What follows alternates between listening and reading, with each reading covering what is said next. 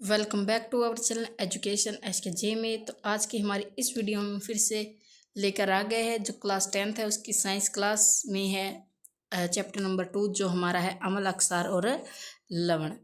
ठीक है, तो जैसा कि आपको नाम से ही पता चल रहा है अम्ल अक्षार और जो लवण है जिसका अम्ल का अर्थ होता है जो जो पदार्थ खाने में खट्टे हो, अक्षार कड़वे हो और लवणीय जो पदार्थ होते हैं। तो आइए हम शुरू करते हैं। तो ये हमारी जो साइंस सीरीज़ है इसका जो चैप्टर नंबर 2 है जो क्लास 10th का है। तो चलिए शुरू करते हैं।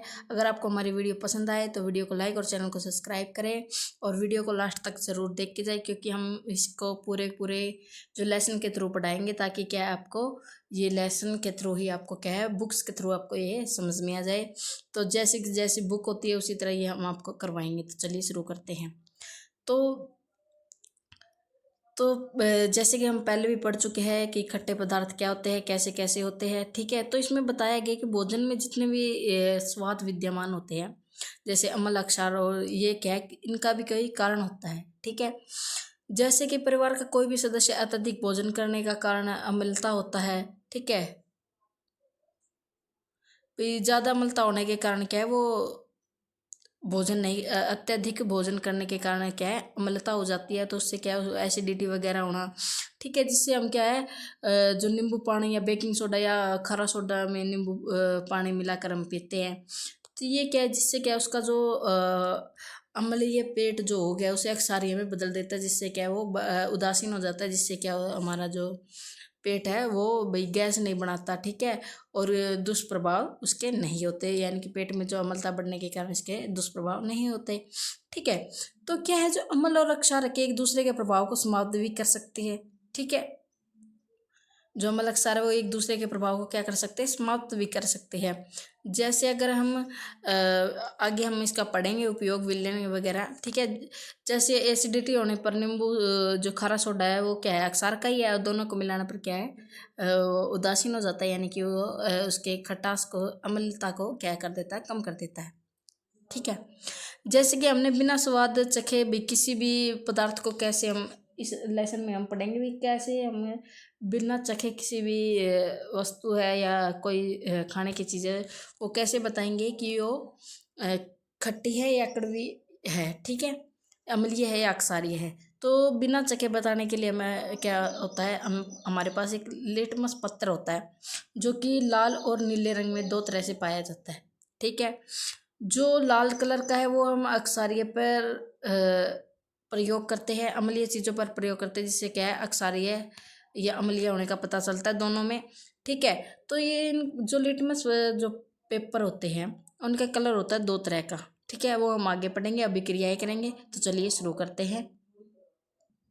तो चलिए शुरू करते हैं। जो अम्लीय है अक्षारीय है इनके रासायनिक गुणधर्म जैसे हम पिछले वाले लेसन में कर चुके हैं रासायनिक समीकरण कैसे बनते हैं उसी तरह रासायनिक इनके भी क्या है गुणधर्म होते हैं, इनके भी नाम दिए होते हैं भी कौन कौन से किस किस प्रकार के अम्लीय अक्षारीय या इनके क्या क्या नाम होते हैं। तो सबसे पहले जैसे कि हमारी क्रियाकलाप 2.1 में दिया गया है तो यहाँ पे हम पहले क्या जो अम्लीय वस्तु है उनके क्या जैसे हाइड्रोलिक अम्ल जिसको हम दर्शाते हैं HCl से, सल्फ्यूरिक को H2SO4 से कहेंगे, जो नाइट्रिक अम्ल है इनको NHNO3 से करेंगे। इनके जो ये रासायनिक समीकरण या रासायनिक हम नाम कह सकते हैं। ठीक है, ये समीकरणों में बहुत ज़्यादा उपयोगी है, ये आपको पता ही होना चाहिए क्योंकि ये बार बार एग्जाम में पूछे जाते हैं। ये आपको सूत्र दे देंगे और आपका नाम पूछ लिया इसका नाम दे देंगे, आपको ये इस तरह से सूत्र दे पता तो है ये आपको सबके सब अमल है लेकिन इनका सही सूत्र क्या है इनका सही नाम है क्या ये हमें याद करने। जैसे हाइड्रोलिक में HCl हो जाएगा और सल्फ्यूरिक में H2SO4 हो जाएगा, नाइट्रेटिक में पता ही आपको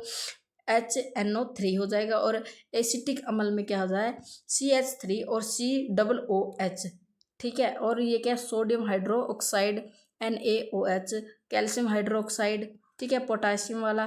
ठीक है, ये आगे हमारे पास कुछ नमूने या कुछ नाम जो अम्लीय उदाहरण के लिए पूछ ले तो आप याद लिख सकते हैं। ठीक है, तो ये आगे अम्लीय तो आगे है हमारा जैसे रंगों में परिवर्तन के द्वारा हम इसके क्या सूचक हमें बताते हैं कि कोई जो पदार्थ है अम्ल है या अक्षार। जैसा कि हमने पढ़ लिया है जो हम जो पट्टी है उसके द्वारा हम क्या है जो लिटमस पट्टी है उसके द्वारा हम क्या है कौन सा पदार्थ खट्टा है और कौन सा अक्षारीय है, उसको हम बिना ही उसे उसे भाई मुँह में लिए हम उसको टेस्ट कर सकते हैं कि वे अम्लीय या अक्षारीय है।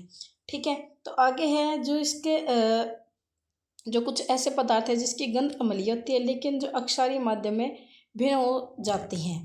यानी कि क्या है, उनकी स्मेल तो जैसे खट्टी खट्टी स्मेल होगी लेकिन वो उनके मध्यम में क्या भिन्नता हो सकती है। जैसे गंधीय सूचक कहते हैं इसे, यानी कि गंध से हम पहचान लेते हैं ये चीज़ खट्टी हो गई है। जैसे हम दूध को देखते हैं, दूध को क्या है, हम उसकी खुशबू से हम बता देते हैं कि ये जो दूध है खट्टा हो गया है। ठीक है, तो इस प्रकार से कुछ जो पदार्थ है जिन्हें हम भाई खाकर और जिस तरह लिटमस पेपर से नहीं बल्कि क्या है उन्हें हम गंध से यानी कि उन्हें सूंघ कर भी हम बता सकते हैं कि इनका जो पदार्थ है वो खट्टा है, अम्लीय है या अक्षारीय है। ठीक है, यानी कि उसके कलर को नहीं देखना पड़ता, उनके क्या है गंध द्वारा हम क्या है उनको उन पदार्थों का हम पता कर सकते हैं कि वे अक्षारीय है या लवणीय है। ठीक है, तो आगे है देखते हैं।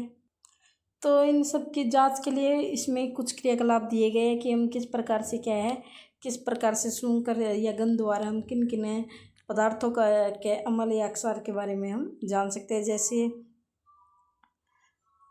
जैसे कि लौंग के स्मेल द्वारा, या भाई बारीक कटी हुई जो प्याज है स्वच्छ कपड़े और टुकड़े पर एक प्लास्टिक के थैले में रख लीजिए, थैले को कसकर बांधिए, पूरी रात फ्रिज में रख दे दीजिए। अब इस कपड़े के टुकड़े का प्रयोग अम्ल एवं अक्षार के जांच के लिए हम कर सकते हैं। ये एक प्रकार का लिटमस पेपर बन जाता है। ठीक है, इस प्रकार से हम क्या बाकी जो पदार्थ हैं उनके जो अम्लीय अक्षारीय होने का हम पता कर सकते हैं। चलिए आगे चलते हैं। तो अब हमने पढ़ा भी क्या है, तेल के उस गंधिये से हम क्या है सॉरी प्याज के उस पेपर से हम क्या है भाई कौन सा पदार्थ कैसे इसका प्रयोग कर लेते हैं।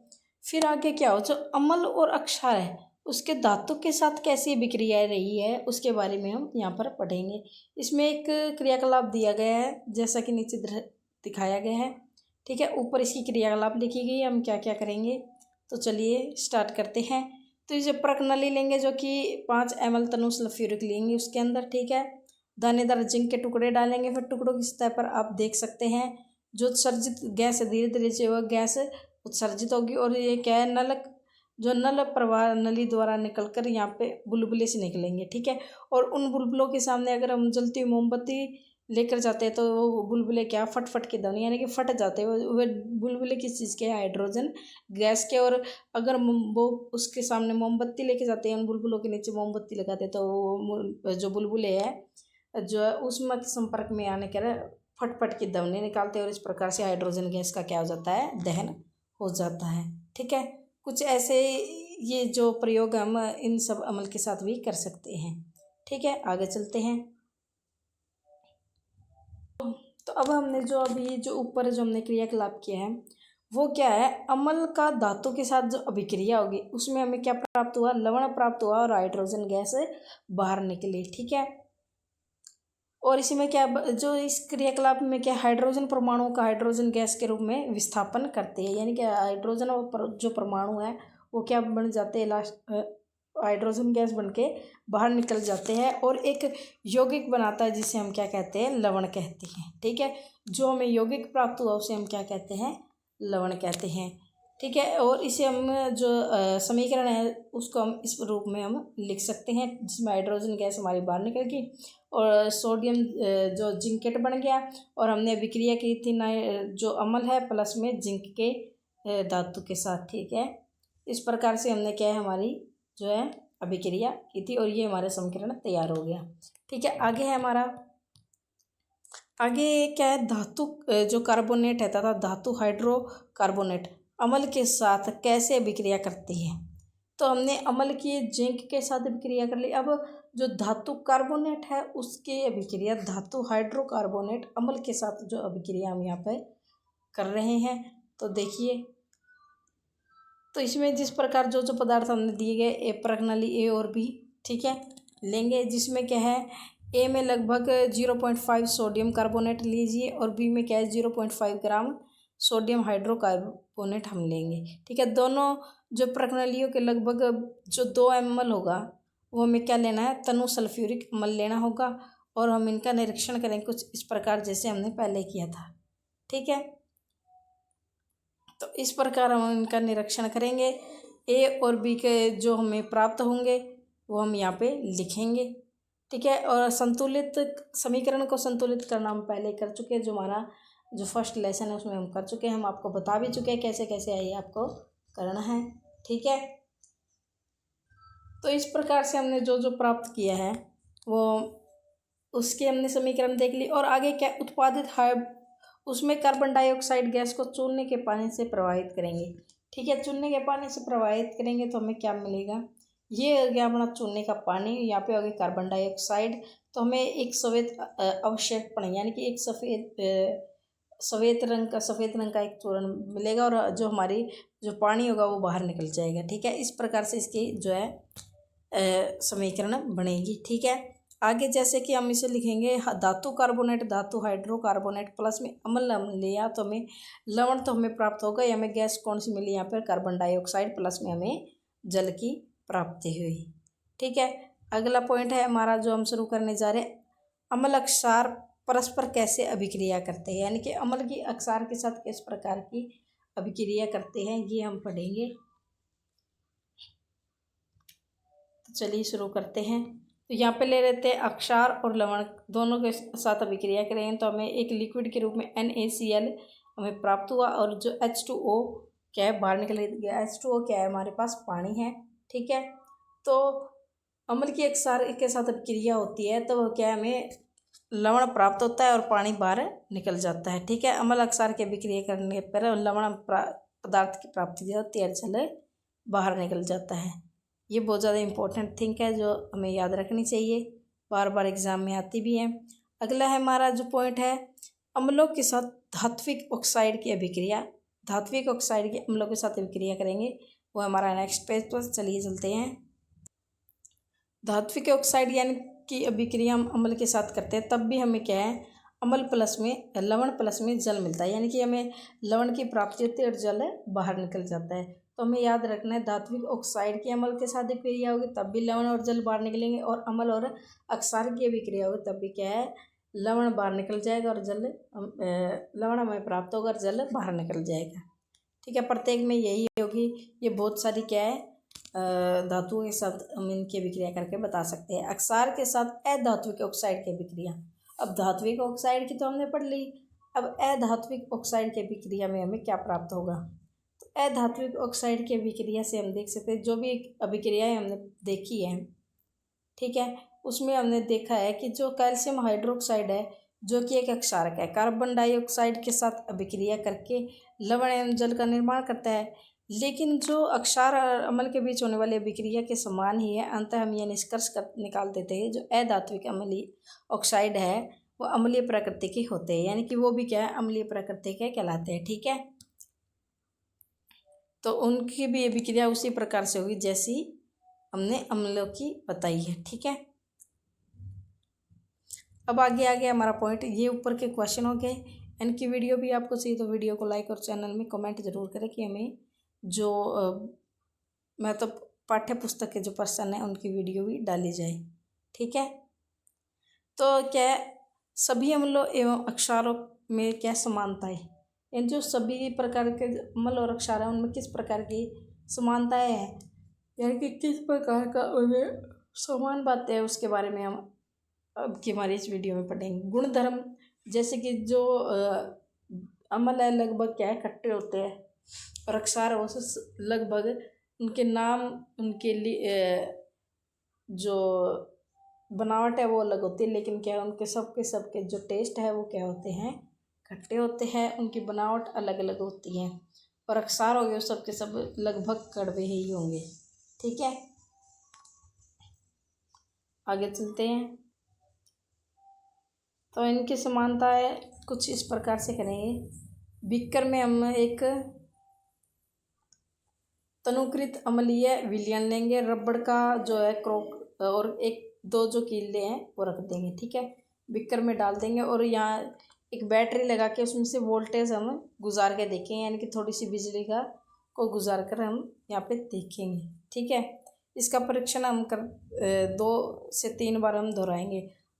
फिर क्या होगा, अब जो बीकर है, जो तनु जो HCl है डालकर विद्युत धारा जो हम प्रवाहित करें, इसी क्रिया को क्या हम तनु सल्फ्यूरिक अम्ल के साथ भी दोहराएंगे। ठीक है, यानी कि दोनों तनु अम्लीय विलयन के साथ भी और तनु सल्फ्यूरिक अम्ल के भी साथ, यानी कि इन दोनों के साथ जैसा प्रभाव, इन दोनों में एक जैसा प्रभाव होगा तो दोनों की जो समानता है हमें दर्शाई देगी, यानी कि दोनों के साथ हम ऐसा ही क्या अभिक्रिया करेंगे। ठीक है, इसमें क्या होगा, जो अम्लों का जो धयानम होगा, अम्लों में क्या है, धयानम H+ होता है और ऋणात्मक HCl में Cl जो है माइनस हो जाता है जो HNO3 में।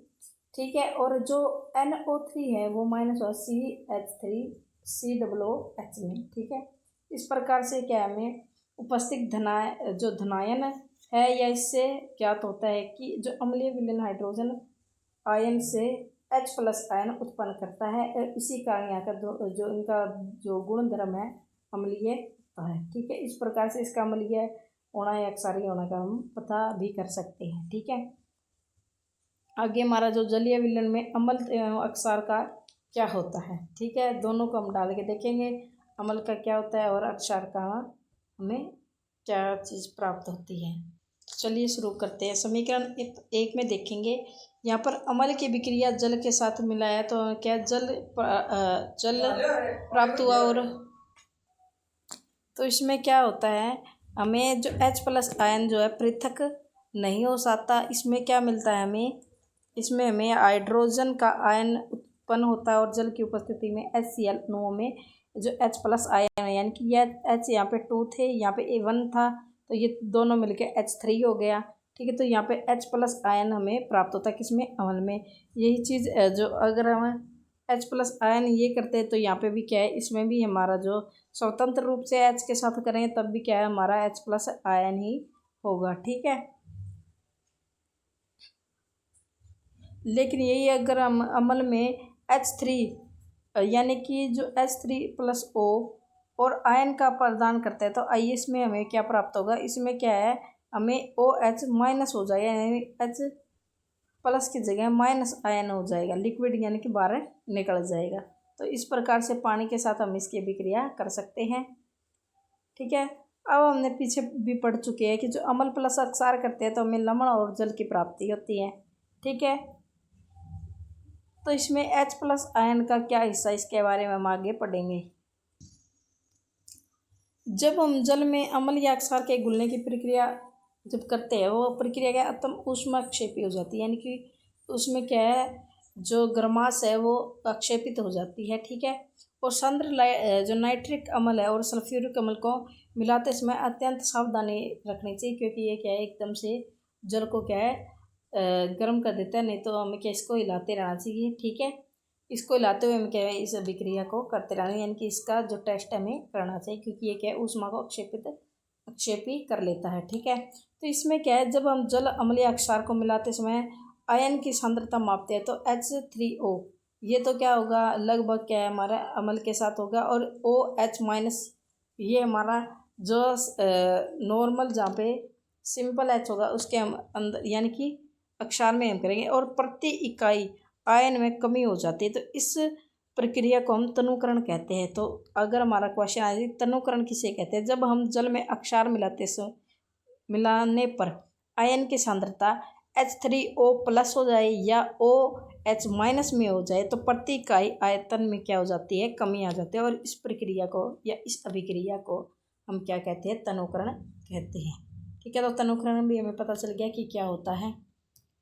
आगे हमारा जो अम्ल अक्षार के विलयन कितने प्रबल होते हैं, यानी कि कितने हानिकारक या कितने तेज होते हैं, हम इसके बारे में हम पढ़ेंगे। ठीक है, तो इसमें क्या बताया गया है कि जो अम्ल और अक्षार के सूचकों का उपयोग है करके अम्ल एवं अक्षार के अंतर को हम पता कर सकते हैं। ठीक है, इसी में क्या हमने अभी पढ़ा है, H+ आयन और OH- आयनों का भी हमने अभी पढ़ा है, अभी उसे हम क्या तनुकरण कहते हैं। ठीक है, उसी प्रकार इनको सब सार्वत्रिक सूचक यानी कि सूचकों का मिश्रण होता है, यानी कि इन्हें मिलाकर जो बनाया गया है, यानी कि हाइड्रोजन के विभिन्न सांद्रताओं के विभिन्न जो रंग है उनके आधार पर हम इनको पढ़ेंगे। किसी विलयन में हाइड्रोजन आयन का आयन की सांद्रता करने के लिए स्केल पर विकसित है। पीएच स्केल, पीएच स्केल जो हमने पढ़ा है आगे, चलो आगे बताते हैं, आगे दिया गया है। तो ये हमारा पीएच स्केल है, ठीक है। पीएच स्केल का मतलब होता है यानी कि जो पदार्थ कोई भी उदासीन होगा, जो ना ही तो अम्ल होगा और ना ही अक्षारीय, उस पदार्थ को हम उदासीन कहते हैं, ठीक है। जिसका जो पीएच स्केल पर नंबर होता है 7 होता है, ठीक है। जितने भी 7 से कम होंगे वो सब अम्ल हो गए, और जितने भी 7 से ज़्यादा होंगे वो सारे अक्षारीय होंगे, ठीक है। अक्षारीय में क्या होगा, OH माइनस हो जाएगा, और अम्लीय में H प्लस आयन धर्म होगा, गुण धर्म होगा, ठीक है। तो ये जो पीएच स्केल है, कुछ जो पदार्थ दिए गए हैं इनके आधार पर हम लेंगे, या ये पीएच स्केल है, ये इस कलर का होता है, ठीक है। देखिए इस कलर का होता है। जब हम जो लिटमस पत्र या पट्टी पर इन सब का जो अभिक्रियाओं को करके हम देखते हैं, अभी लिटमस जो पेपर है उसका कलर कैसा है, अगर हम देखते हैं उसका कलर ऐसा है भाई, इस इनके बीच का सा है, तो वो क्या है 7 नंबर पे है, यानी कि वो क्या है, पदार्थ उदासीन है। अगर वो यानी कि 8 नंबर पे आता है तो वो क्या है, अक्षारीय है।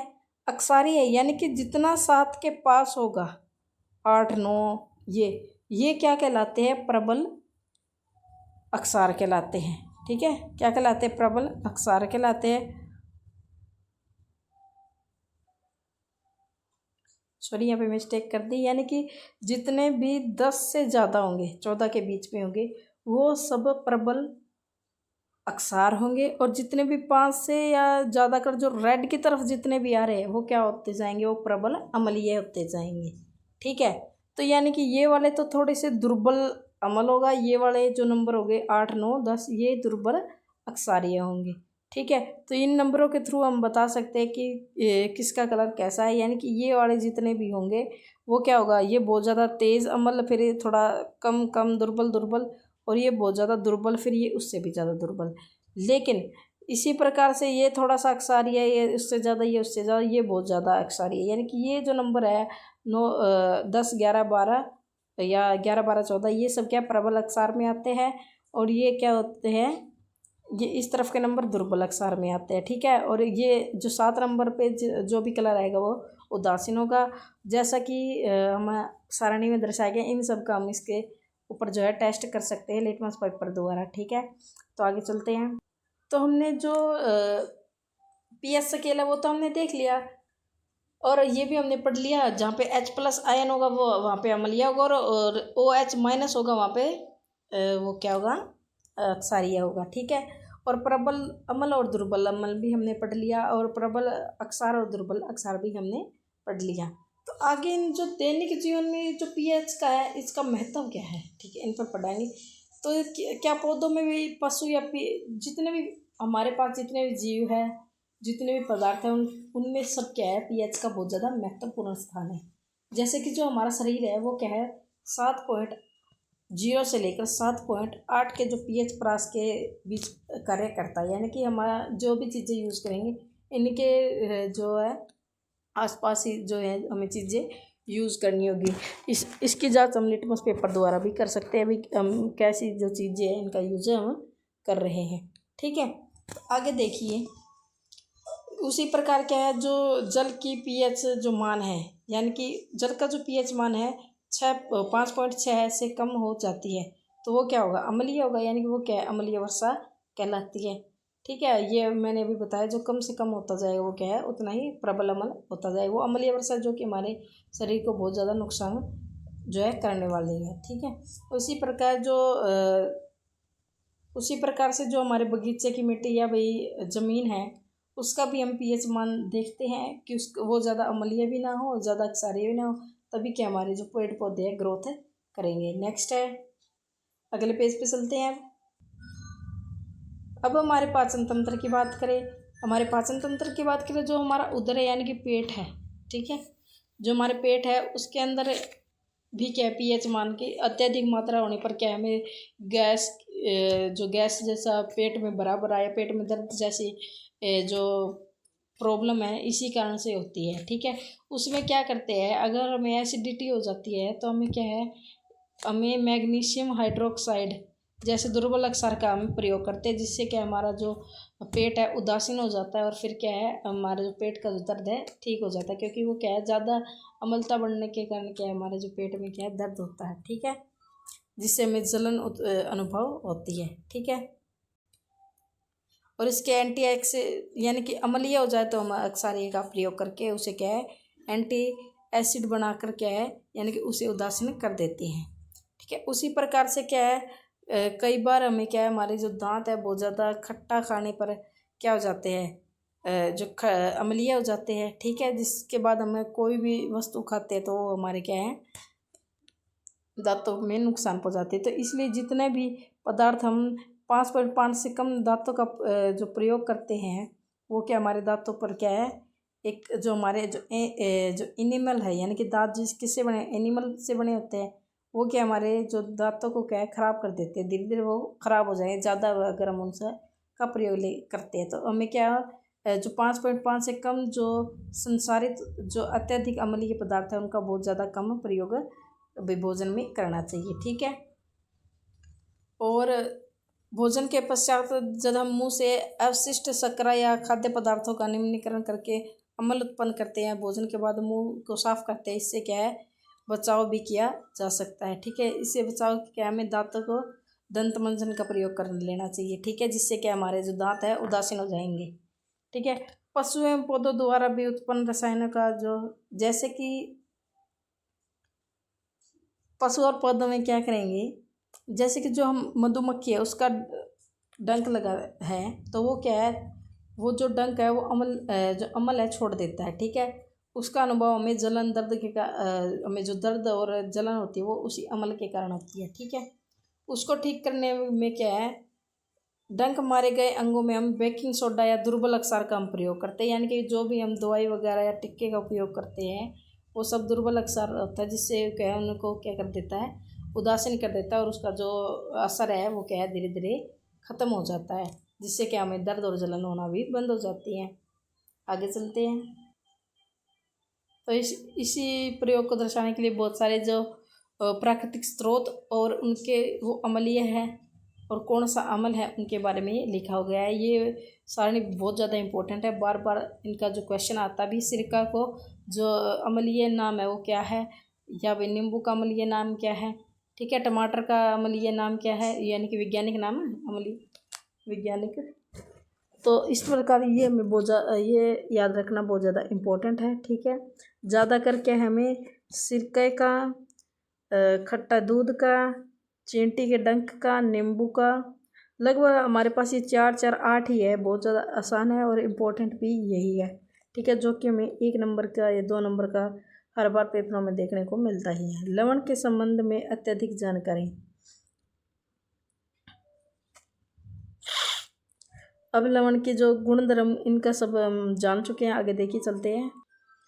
तो हम पढ़ चुके हैं जो लवणीय और अक्षारीय के बारे में। जो 7 से कम होगा वो कितने हो गए और लवणीय होते जाएंगे, और जो 7 से ऊपर होंगे वे अक्षारीय हो गए। यानी कि साधारण नमक, अब हमने नमक के तो अम्ल के तो पढ़ लिए, अब हम अक्षार के पढ़ेंगे। साधारण जो नमक से जो रसायन है वो आप जान सकते हैं, जो हाइड्रोक्लोरिक जो अम्ल है एवं सोडियम हाइड्रोक्साइड के जो विलयन अभिक्रिया से उत्पन्न जो लवण होगा वो सोडियम हाइड्रोक्लोराइड कहते हैं। ठीक है, यानी कि जो हमने हाइड्रोक्लोरिक अम्ल और सोडियम हाइड्रोक्साइड यानी कि अम्ल और अक्षार दोनों को हमने मिलाया, मैंने अभी बताया, तो हमें क्या प्राप्त होता है लवण और जल प्राप्त होता है। तो उसी के थ्रू जो हमें लवण प्राप्त हुआ उसका नाम क्या है लवण ऑक्साइड सोडियम क्लोराइड। ठीक है, इसी लवण का हम अपने भोजन में उपयोग करते हैं, किसके रूप में नमक के रूप में।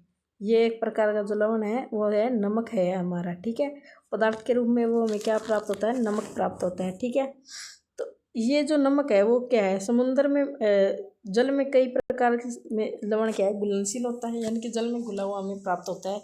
लवणों में सोडियम क्लोराइड से को पृथक किया जाता है, बहुत सारे जो प्रयोग है बहुत सारे अभिक्रिया के द्वारा क्या है जो जल को है नमक से अलग किया जाता है। ठीक है, अब द्रव्य के कारण ये क्या है जो हमें स्टार्टिंग में जो हम नमक सीधा ही सफ़ेद रंग का नहीं प्राप्त होता, ये हमें दूषित जो नमक है हमें प्राप्त होता है। अपद्रव्यों के कारण भूरे रंग के होते हैं, ठीक है। और खनिज नमक कहलाते हैं। ये क्या है, कच्चे नमक जो हम सुखा के समुद्र से प्राप्त करते हैं वो कच्चा नमक होता है, वो तो हम खा ही नहीं सकते। इससे क्या है, बहुत सारी विक्रियाओं के द्वारा गुजार कर हमें खाने योग्य जो नमक है प्राप्त होता है, ठीक है। अब युगो ये जो विक्रिया है युग ये बहुत ज़्यादा पुरानी है। कोयले से जिस प्रकार से लकड़ी से कोयला बनता है उसी प्रकार से क्या है यह विक्रिया चलती है। इसका जो पुराना जो तरीका है वो हमने हमारे इतिहास में हो चुका है, जो दांडी यात्रा के थ्रू, ठीक है, जान सकते हैं। जो दांडी यात्रा किसके कारण नमक न बनाने पर ही चलाई गई थी। आगे चलते हैं। तो अब हम पढ़ेंगे जो साधारण नमक है, रसायनों का कच्चा पदार्थ।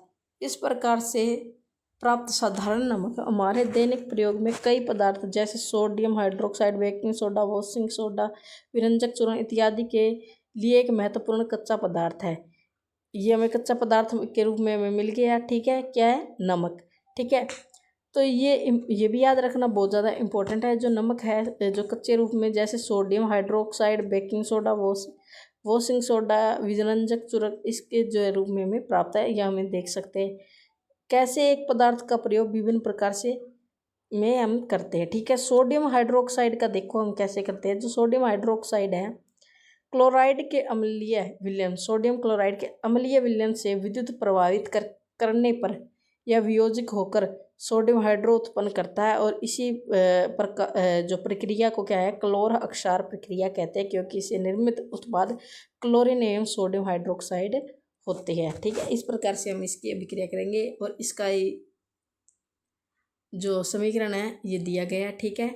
तो सोडियम हाइड्रोक्साइड के जो सबसे पहले हमने क्या किया, सोडियम हाइड्रोक्साइड का क्या किया है हमने, जो जल से विद्युत प्रवाहित करने पर विद्युत धारा जो हम पीछे जो बीकर वगैरह में नहीं की थी उसी प्रकार की जो हमने पीछे पढ़ चुके हैं, जैसे हमने किया था उसी प्रकार से हमने करना है, ठीक है।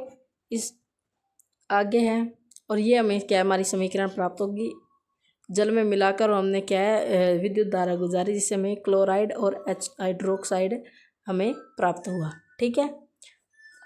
आगे चलते हैं। ये हमें यहाँ पर इसका जो चित्र है दर्शाया गया है,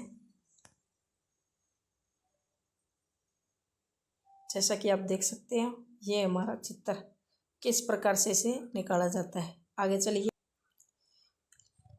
तो हमने हाइड्रोक्साइड देख लिया, तो अब हमारा है विरंजक चूर्ण। विरंजक चूर्ण हम कैसे प्राप्त करते हैं, यानी कि जलीय सोडियम क्लोराइड के विद्युत अपघटन से जो क्लोरीन का निर्माण हुआ था ना, इसी क्लोरीन गैस का प्रयोग विरंजक चूर्ण के उत्पादन में किया जाता है, ठीक है। और इसे शुष्क भुजा हुआ चूने पर क्लोरीन की प्रक्रिया से शुष्क भुजा हुआ जो चूना है, ठीक है, उसकी अभिक्रिया के हम क्लोरीन के साथ करते हैं और इसे विरंजक चूर्ण यानी कि CaOCl2 से दर्शाया जाता है। यद्यपि जैसा कि हमें इस समीकरण में दर्शाया गया है, ये और हमें प्राप्त हुआ ये, और फिर H2O बाहर निकल गया, ठीक है। यानी कि भुजे हुए चूने की विक्रिया, ये भुजा हुआ चूना उसकी विक्रिया हमने क्लोरीन से की, हमें प्राप्त हुआ ये, यानी कि जो विरंजक चूर्ण है, और बाहर निकल गया हमारा जल। अब इसके उपयोग भी हम देखते हैं कहाँ कहाँ हमने इसके उपयोग करते हैं विरंजक चूर्ण के।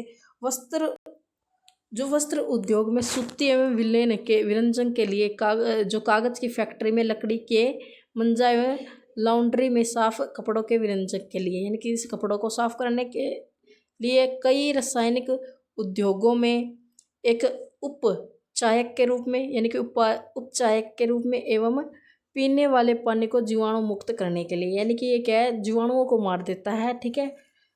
इसी के लिए क्या विरंजक चूर्ण का उपयोग हम करते हैं, यानी कि इसके तीन प्रयोग और ये कैसे हमें प्राप्त करते हैं वो याद रखना है। विरंजक चूर्ण भुजा हुआ चूना प्लस में क्लोरीन की अभिक्रिया करेंगे, जिससे हमें विरंजक चूर्ण और जल की प्राप्ति होगी। ये बहुत ज़्यादा इंपॉर्टेंट है। और इसके तीनों प्रयोग, हम इनका प्रयोग कपड़ों की लॉन्ड्री में, रासायनिक उद्योगों में उपचायक के रूप में, और जो जल है उसको जीवाणु मुक्त बनाने के लिए। अगला है हमारा बेकिंग सोडा। बेकिंग सोडा हम देखते हैं, बेकिंग सोडा का हम जो प्रयोग लगभग हमारे जो खाने की चीज़ें हैं, यानी कि हमें चने को जल्दी से जल्दी बनाए तो हम उसमें डाल देते हैं, जिससे चने बहुत ज़्यादा जल्दी फूल जाते हैं। तो हम इसका जो है प्रयोग खाने के रूप में भी बहुत ज़्यादा करते हैं, बहुत ज़्यादा नहीं लेकिन करते हैं, शीघ्रता से चीज़ों को पकाने के लिए करते हैं। ठीक है, जल्दी से कोई चीज़ बनानी हो तो उसमें क्या है, हम बेकिंग सोडा का प्रयोग करते हैं क्योंकि यह भोजन को जल्दी से पका देता है। ठीक है, तो जो ये इससे हम प्राप्त कैसे करते हैं, जो इस यौगिक का रासायनिक नाम क्या है, सोडियम हाइड्रोकार्बोनेट है। ठीक है, इसको बनाने के लिए हम जो सोडियम क्लोराइड का उपयोग एक मूल पदार्थ के रूप में करते हैं। जो सोडियम पदार्थ है, फिर इसमें जल है, फिर CO2, फिर NH3 का प्रयोग करेंगे, फिर हमें प्राप्त होगा सोडियम क्लोराइड प्लस में सोडियम हाइड्रोकार्बोनेट। ठीक है, इस प्रकार से ये हमें प्राप्त होगा।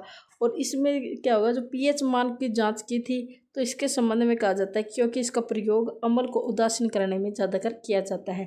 ये बताया था मैंने अभी, जो पेट में अम्लता बढ़ जाती है तो हम जैसे कि हम इनो लेते हैं, इनो में भी तो बेकिंग सोडा ही होता है।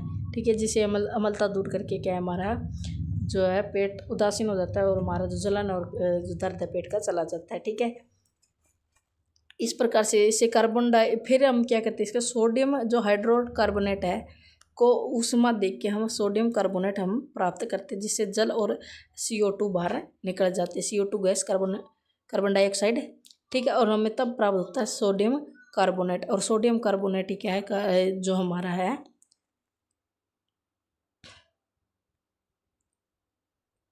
बेकिंग सोडा है। ठीक है, हमें प्राप्त होता है इसके प्रयोग भी हम पढ़ेंगे, जैसे कि हमने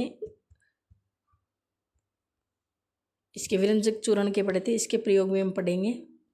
तो इसके कुछ प्रयोग कुछ इस प्रकार से हैं। देखो, पहला प्रयोग है जो बेकिंग सोडा का प्रयोग हम जो बेकिंग पाउडर बनाने में करते हैं। ठीक है, जिसे टार्टरिक अम्ल जैसे एक मंद खाद्य पदार्थ के मिश्रण भी है। ठीक है, जब बेकिंग पाउडर में गर्म किया जाता है तो यह अम्ल में मिलाया जाता है। निम्न जो अभिक्रिया होती है, जैसे कि ये हमने H+ आयन करके CO2 + H2O और अम्ल का सोडियम लवण बन जाता है। ठीक है, ये हमें प्राप्त, तो हमने देखा, तो जो हमें प्राप्त हुआ इस अभिक्रिया से जो उत्पन्न जो कार्बन डाइऑक्साइड है कि जो का प्रयोग के द्वारा हम क्या क्या बना, पाव रोटी वगैरह जो भी बनाते, खमीर का जो उठाया जाता है, यानी कि आटे को फुलाने में, पाव रोटी बनाने में, यानी कि आटे को नरम बनाने, यानी वस्तु को क्या करने में, जो खाने की चीज़ें उनको नरम बनाने में जिसका प्रयोग होता है वो है हमारा बेकिंग सोडा। ठीक है, तो इसका दूसरा प्रयोग सोडियम जो हाइड्रोजन कार्बोनेट है में जो एंटी एसिड का जो है एक संगठन है, जिससे क्या अक्सारिय होने के कारण ये एक पेट में जो अम्लता अधिक हो जाए, यानी कि पेट में दर्द हो जाए खाना खाने के वजह या ज़्यादा एसिडिटी वगैरह हो जाए, उससे क्या हम इसका प्रयोग कर देते हैं, जिससे इसे खा लेते हैं, जिससे क्या हमारा जो पेट है उदासीन हो जाता है और हमारे शरीर में क्या है राहत पहुँचती है। इसका प्रयोग सोडा अम्ल या अग्निशामक में भी किया जाता है, यानी कि जो सोडा वगैरह बनता है उसमें भी, जो जितने भी कोल्ड ड्रिंक्स वगैरह हैं इनमें भी इसका प्रयोग होता है। अब क्या हुआ हमारा धोने का सोडा, धोने के सोडे के बारे में पढ़ते हैं। धोने के सोडे का, अब ये है हमारा धोने के सोडे का जो सूत्र है Na2CO3, यानी कि जितने भी बेकिंग सोडा इनके सबके सूत्र हमें पता होना चाहिए, इनके नाम जो इनके नाम है समीकरण के रूप में, ये हमें पता होना चाहिए। ठीक है, तो ये जिस प्रकार से हमने बेकिंग सोडा प्राप्त किया उसी प्रकार से हम इनको करते हैं, जैसे एक रासायनिक जिससे सोडियम क्लोराइड से प्राप्त किया जा सकता है। आप ऊपर देख चुके हैं कि बेकिंग सोडा को गर्म करके भी क्या सोडियम कार्बोनेट प्राप्त किया जा सकता है, और सोडियम कार्बोनेट के पुनः क्रिस्टलीकरण से धोने का सोडा प्राप्त किया जाता है, यानी कि दोबारा से जो क्रिस्टलीकरण करते हैं उससे हमें क्या हमारे धोने का सोडा प्राप्त होता है, यानी कि सोडियम कार्बोनेट प्लस में पानी की 10 बूंदे प्लस जो हमें प्राप्त होगा वो हमारा होगा धोने का सोडा। ठीक है, तो इसका जो प्रक्रिया इनका प्रयोग बताया गया, इसके उपयोग कुछ इस प्रकार से है। इसके प्रयोग है चार प्रयोग दिए गए। इसमें क्या है, सोडियम कार्बोनेट का प्रयोग कांच, साबुन या कागज उद्योगों में होता है। दूसरा